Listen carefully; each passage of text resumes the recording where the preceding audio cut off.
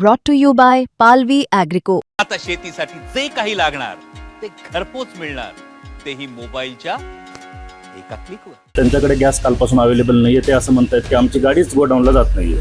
जो माल आम्हाला रोज डेली येतो, म्हणजे आमचा किराणा माल आहे, आमचं प्लास्टिक आहे, आमचं पॅकेजिंग आहे, तो माल जवळपास 30 ते 40% वाढलेला आहे. आणि आमच्या काही ऑर्डर आहेत, समजा गुरुवारी एक ऑर्डर आहे, रविवारी एक ऑर्डर आहे, त्यांचं आम्ही ॲडव्हान्स पेमेंट आता घेत नाहीयेत. गॅस ब्लॅकमध्ये पण भेटत नाही. ब्लॅकमध्ये पण गॅस कुणाकडे अवेलेबल नाही. आखाती देशातील युद्धाचा परिणाम आता भारताला जाणवू लागलेला आहे. याचा पहिला फटका हॉटेल व्यावसायिकांना बसलेला आहे. हॉटेल व्यावसायिकांना सर्वात मोठा इंधन जो गॅस पुरवठा आहे तोच आता खंडित झालेला आहे. या संदर्भात आपण ग्राउंड रिपोर्ट घेण्यासाठी एका हॉटेलमध्ये आलेलो आहोत. हॉटेलची परिस्थिती काय आहे, किती दिवस हे हॉटेल चालू शकतं आणि गॅस पुरवठा नसल्यामुळे त्यांना कसा फटका बसलेला आहे हे त्या मालकांकडनं जाणून घेऊया. मात्र आता आपण पाहू शकतो की फक्त एकच लाईन सुरू आहे. आतमध्ये त्यांचे 2 सेक्शन्स आहेत सिटिंगचे, ते त्यांनी बंद केलेले आहेत. आणि आज पुरताच साठा त्यांच्याकडे गॅसचा उपलब्ध आहेत. त्यामुळे आता पुढे कसं ते मॅनेज करणार आहेत किंवा किती पुरवठा आहे त्यांच्याकडे हे जाणून घेऊया. काय सांगाल, आत्ता एक गॅसची टाकी आपल्याला दिसत आहेत, हा किती दिवस चालणार आहे आणि किती गॅस पुरवठा आहे? आता माझ्याकडे 3 टाक्या लावलेल्या आहेत. त्यातले 2 टाक्या संपत आलेल्या आहेत. एक टाकी शिल्लक आहे. एक टाकी उद्या दुपारपर्यंत जाते. आम्ही कालपासून फॉलोअप घेत आहोत. आमचे जे गॅस रेग्युलर सिलेंडरवाले आहेत त्यांच्याकडे गॅस कालपासून अवेलेबल नाही आहे. ते असं म्हणतात की आमची गाडीच गोडाऊनला जात नाही आहे. त्यामुळे आम्ही काहीच करू शकत नाही. अक्षरशः ते पण स्विच ऑफ करून बसले जातात. ते म्हणले आम्ही जेव्हा गॅस येईल तेव्हा तुम्हाला कळवू. मग आता साधारणतः उद्या दुपारपर्यंत फक्त 60 आहे.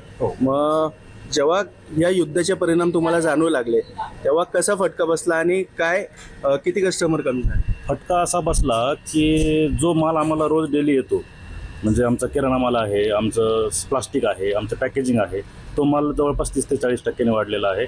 आणि आमच्या काही ऑर्डर आहेत, समजा गुरुवारी एक ऑर्डर आहे, रविवारी एक ऑर्डर आहे, त्यांचं आम्ही ॲडव्हान्स पेमेंट आता घेत नाही आहेत. कारण आमच्याकडे गॅसच अवेलेबल नसेल तर आम्ही त्यांना ते कुठून पुरवू. प्लस आमची सांगलीमध्ये एक ब्रँच आहे, ती आम्ही काल बंद ठेवली होती. आमच्याकडे एकच टाकी आहे शिल्लक. आता एका टाकीवर आजच्या दिवस हा दिवस घालायचा आहे. आता उद्या जर गॅस आला तर उद्या आम्ही दुपारनंतर चालू करण्याचा निर्णय घेऊ. बरं, मग साधं तरी शिल्लक नाही आहे गॅस असं सांगितलं? शिल्लक नाही, एकच सिलेंडर आहे माझ्याकडे सध्या शिल्लक, आणि वरती कोणाकडे शिल्लक नाही आहे. तुम्ही म्हणले मोठी ऑर्डर बंद केलेली आहे. मोठी ऑर्डर म्हणजे कशी असेल? केटरिंगचा व्यवसाय आहे आमच्याकडं. केटरिंगचे ऑर्डर असतात, 500 थाळी, 200 थाळी, 300 थाळी, त्या ऑर्डर आम्ही घेत नाही आहेत. अच्छा, मग आता तुम्ही 2 सेक्शन्स पण बंद ठेवलेले आहेत? सर कसं आहे, जास्त मेनू करण्यात आता अर्थ नाही. जो काही माझ्याकडे कमी गॅस लागतो, आता पराठे आहेत, तो पराठा सेक्शन आम्ही बंद ठेवलेला आहे. त्याला गॅस जास्त लागतो. आमच्याकडे मिसळ आहे, मिसळवरच आम्ही चालू आहे. म्हणजे कमी लोक जास्त जरी आली तर कमी आयटमवर कमी गॅस जो ज्या गोष्टीला लागेल तिथले ठराविक आयटमच आम्ही चालू ठेवत आहोत. पण कारण जसं की पराठा आहे, पराठ्याला गॅस जास्त लागतो, त्यामुळे तो आम्ही बंद ठेवण्याचा निर्णय घेतलेला आहे. मग आता रेट काय वाढवलेत का तुम्ही? अजून तरी नाही. जर असंच जर 2-3 दिवस राहिलं आणि गॅस अवेलेबल नाही झाला तर रेट वाढवायचे कशाचे? हॉटेलच बंद राहील तर रेट कशाचे वाढवायचे?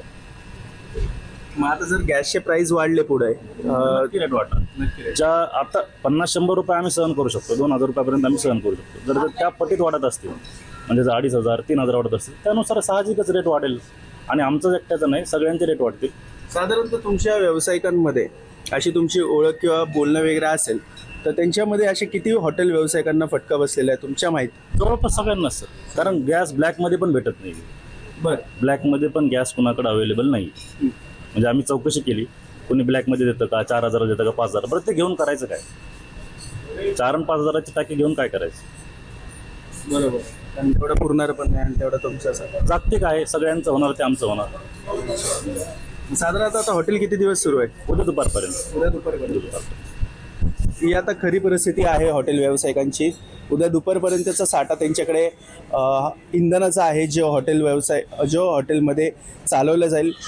ठराविक आयटम्स फक्त या हॉटेलमध्ये दिले जातात, जे मोस्टली ज्याला गॅस जास्त लागतो, ज्याला इंधन जास्त लागतं, ते मेन्यू कार्डमधनं पदार्थ त्यांनी बंद केलेले आहेत. म्हणजे आता थोडक्यात बोलायला झालं तर इंधनाचा फटका हा हॉटेल व्यावसायिकांना बसायला सुरुवात झालेली आहे. आणि हा आखाती देशातील पहिला फटका भारताला बसलेला आपल्याला पाहायला मिळतोय. मात्र आता याचा पूर्वरत कधी होईल आणि पुन्हा हे सुरळीत कधी सुरू होईल हे पाहणं महत्त्वाचं असणार आहे.